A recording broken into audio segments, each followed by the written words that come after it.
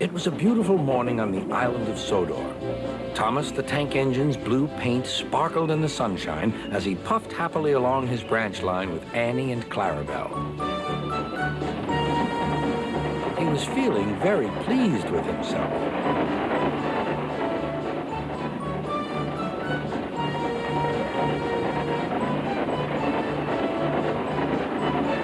"Hello, Thomas," whistled Percy. "You look splendid." "Yes, indeed," boasted Thomas. "Blue is the only proper color for an engine."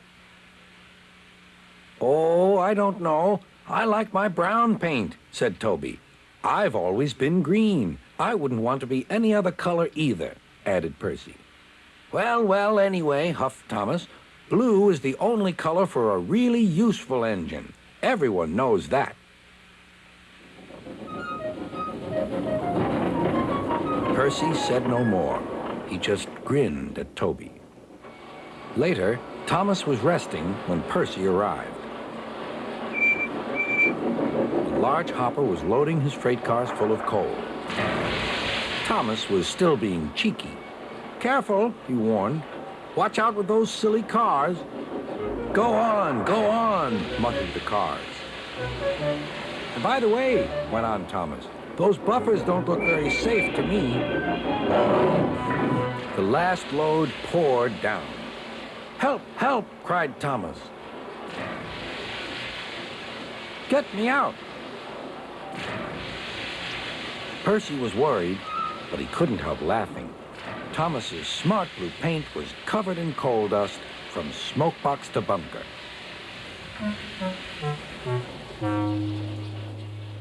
"Ha ha!" chuckled Percy.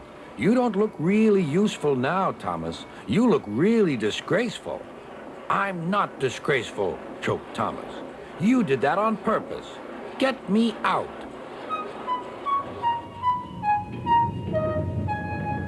It took so long to clean Thomas that he wasn't in time for his next train. Toby had to take Annie and Clarabelle. "Poor Thomas," whispered Annie to Clarabelle. They were most upset.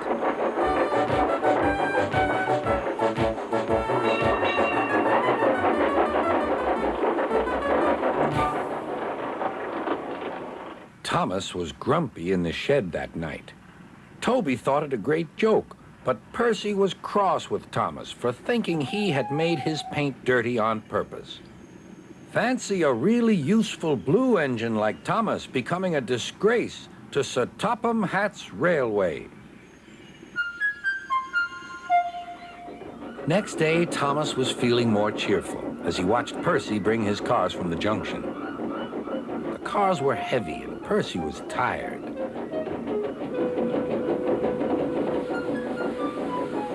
"Have a drink," said his driver.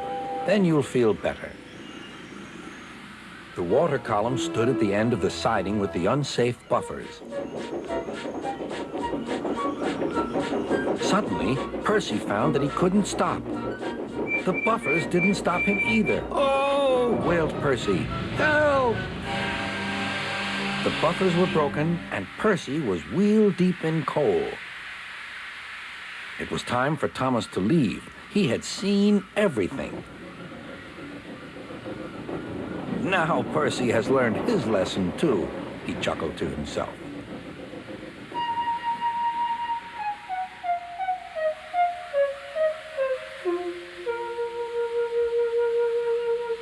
That night, the two engines made up their quarrel. "I didn't cause your accident on purpose, Thomas," whispered Percy. "You do know that, don't you?" "Of course," replied Thomas, "and I'm sorry I teased you. Your green paint looks splendid again, too. In future, we'll both be more careful of coal."